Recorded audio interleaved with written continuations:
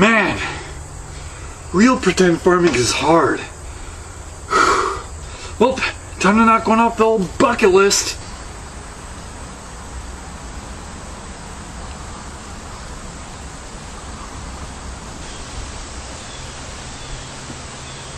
Let's go relax with some virtual farming instead, shall we?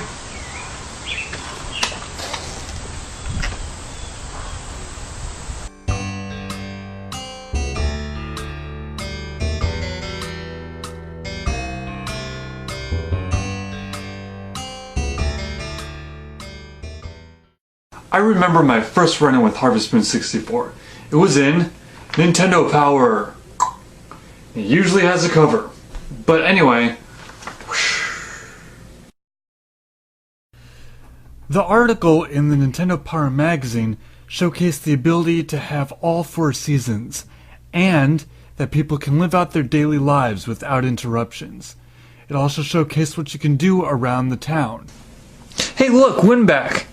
Do you guys remember that game? Because I don't. And if you happen to watch the Harvest Moon episode of Digital Gaming, you would know that this is the creator's closest interpretation of what he originally wanted to do with the franchise. So let's see why I'm so nostalgic for this little gem. The story of the game is simple, and not that important in the grand scheme of things. You can actually bypass a chunk of narrative by skipping the opening title sequence. But for the show, I'll tell you what it's all about. Your character Jack, or if you prefer Jeff, Greg, or even Ass Fat, arrives for your grandfather's funeral in Flowerbud Village, and the whole town is in mourning.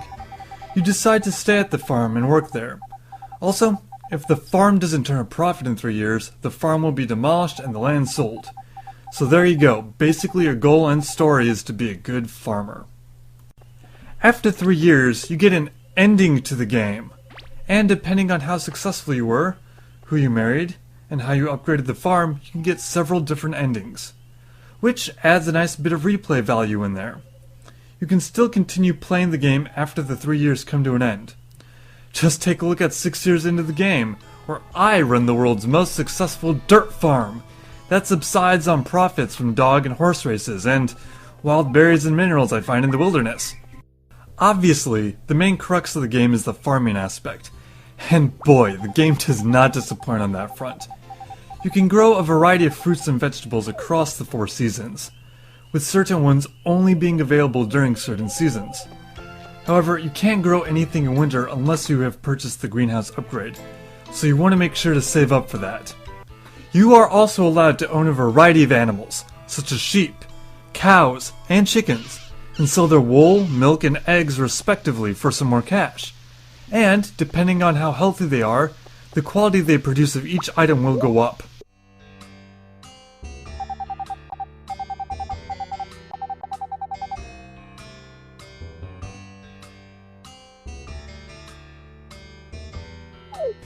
What? My cow died? Oh, that sucks. You also get a pet dog and a pet horse, which you can enter in races. And just like your livestock, the healthier your horse and dog are, the better they will do in said races. But I wouldn't do that unless you want to muscle in on my dirt farm strategy. Outside of your farm, there's still a lot to do. There's a village with shops and a bakery, a church, a bar where you can get super drunk, and a town square.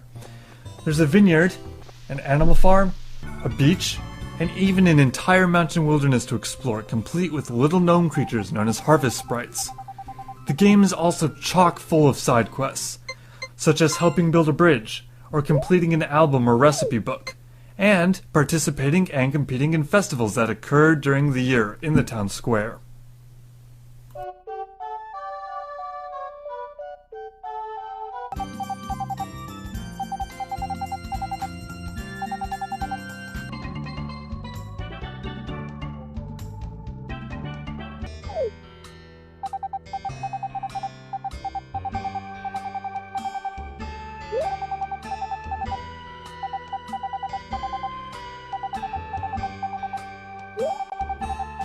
Oh, god damn it!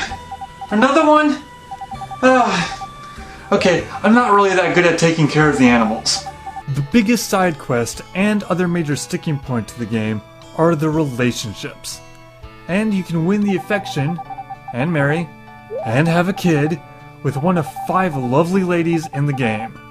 There's Ellie, who runs the bakery, Potpourri, who is in the flower shop, Anne, who's part of the animal farm, Karen, who's kind of an alcoholic, or Maria, the town's librarian.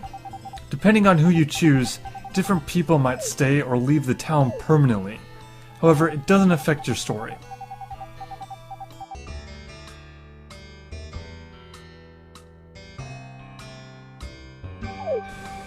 No! Chicken dinner! Chicken dinner. Now, if you can believe it, there was another Harvest Moon game released later that exact same year for the PlayStation. This one was called Back to Nature. Features the same cast of characters and the same core gameplay as the 64 version, but there are a couple noticeable differences. So let's pop this in and check it out and see why it's so different. You start out this game the same way. You pick a name for yourself and for your farm, and before you know it, you're off to fan favorite Harvest Moon location Mineral Town. Now there's one thing I should... it's loading. Weird, okay, guess we have to wait.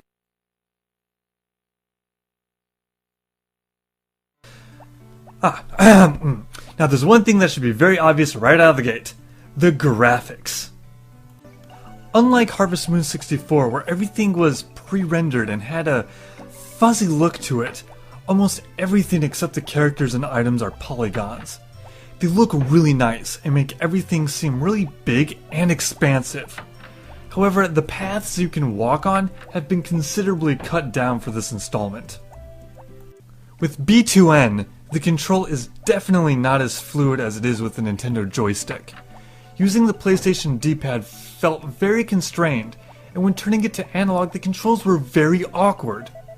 This was especially awkward as I got stuck in people numerous times trying to talk to them, a problem that was not in the 64 version. Just let me get off the I can't move! Oh, come on! I just want to exit! The other thing I noticed pretty quick, which is a nice change from the 64 version, is there is a clock always present on the screen. And you can actually see the characters move around town and act out their daily lives. This helps a lot when you need to plan to be somewhere. Speaking of characters' daily lives, let's talk about story for a second. If you like the fact that you could choose not to experience a story in 64, don't worry. You're beaten to death with story in B2N. Remember when you were little and neglected by your guardians? Or your busy grandfather?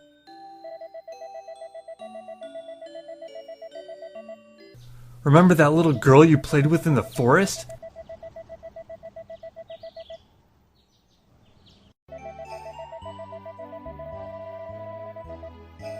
Could you find my sister for me? Please? Please, date my daughter!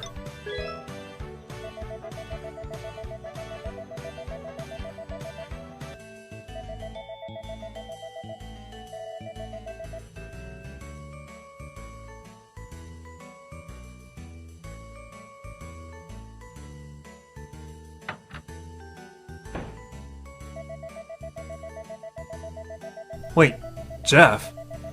Hey, don't drag me into this! Oh, hold up. There's a mysterious man who looks like a walking stereotype lurking around town. Better clear that up first! When can I farm?